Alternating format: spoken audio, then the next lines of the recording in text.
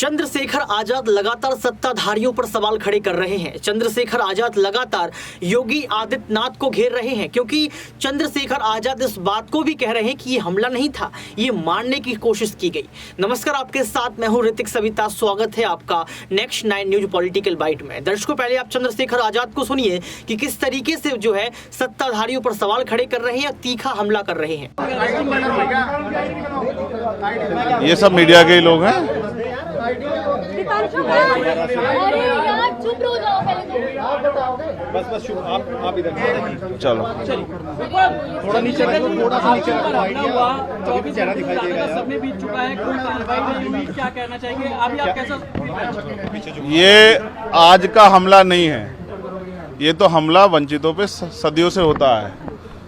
और ये कोई पहला वंचित वर्ग का कोई व्यक्ति नहीं जिसकी जान पे बनाई है। ऐसे बहुत सारे इंसिडेंट हुए, बहुत सारे लोगों की जान गई, लेकिन आज कानून का राज है। जब मेरे जैसे व्यक्ति के साथ ये हो रहा है तो आम वंचित वर्ग के व्यक्ति के साथ क्या होता है, उत्तर प्रदेश में क्या लॉ एंड ऑर्डर है, इसको हमें समझना चाहिए। और अब तक क्या कार्रवाई, ये 24 घंटे ज़्यादा आपके सामने है। मैं तो मौत और ज़िंदगी के बीच लड़ रहा था, लेकिन अपराधी अभी भी खुलेआम घूम रहे हैं। ये बिना सत्ता के संरक्षण के नहीं हो सकता है। क्या इंटेलिजेंस है पुलिस की, क्या उनके पास इंफॉर्मेशन है, सूत्र उनके बहुत बड़े बड़े हो जाते हैं। अब तक क्यों आरोपी गिरफ्तार नहीं हुए? गाड़ी भी बरामद इसलिए हुई क्योंकि गांव वालों ने बता दिया कि मिरकपुर में कोई गाड़ी खड़ी करके गया है। अब तक लोग नहीं मिले। ये वंचितों का बेटा है, अगर मर भी जाएगा तो क्या फ़र्क पड़ेगा, लोग भूल जाएंगे। ये किसी रानी का बेटा नहीं है, तो अगर उसको कुछ होगा, किसी कमिश्नर साहब से जुड़ा हुआ मामला नहीं है कि 4-5 घंटे में कुत्ता बरामद हो जाएगा। मैं ये मानता हूँ सरकार की घोर लापरवाही है, और मुख्यमंत्री का बिल्कुल ना बोलना और बड़े बड़े दावे करना और इस घटना में ना बोलना स्पष्ट करता है कि मुख्यमंत्री सत्ता को संरक्षण दे रहे हैं, अपराधियों को संरक्षण दे रहे हैं, और उनके संरक्षण में अपराधी पल रहे हैं। और ये कानून व्यवस्था के लिए, लोगों के कानून के प्रति विश्वास के लिए बड़ा खतरनाक है। अच्छा, हम लोगों ने सीसीटीवी देखा, उसमें दिख रहा है कि पीछे से गाड़ी आके चेस करती है। और क्या कुछ अगर कुछ बता पाएंगे कि आप कहाँ थे, कैसे फायर हुआ? देखिए, मैं दिल्ली से लौटा हूँ, मेरे एक साथी की डेथ हुई, मैं थोड़ा सा परेशान था। फिर उस डेथ की सूचना के बाद मुझे आना था देवबंद में। हमारे एक साथी की माताजी की डेथ हो गई थी, उनके यहाँ रस्म पगड़ी का कार्यक्रम था। उनके घर से जैसे मैं निकला, सहारनपुर की तरफ मुश्किल से 50 मीटर चला होगा, एक गाड़ी आती है। मैं फ़ोन पे थोड़ा मेरा ध्यान था, उसने जो वहाँ से गोली चलती है और वो गोली मेरे कान के पास से निकलती है। मैं अपने साथियों को कहता हूँ कि गोली चली है। पहले मुझे लगा, उस आवाज़ से लगा पटाखा है, लेकिन बाद में जब उसके वो वाइब्रेशन हुई जाते हुए तो मुझे एहसास हुआ गोली, और वो गाड़ी में टकराई भी।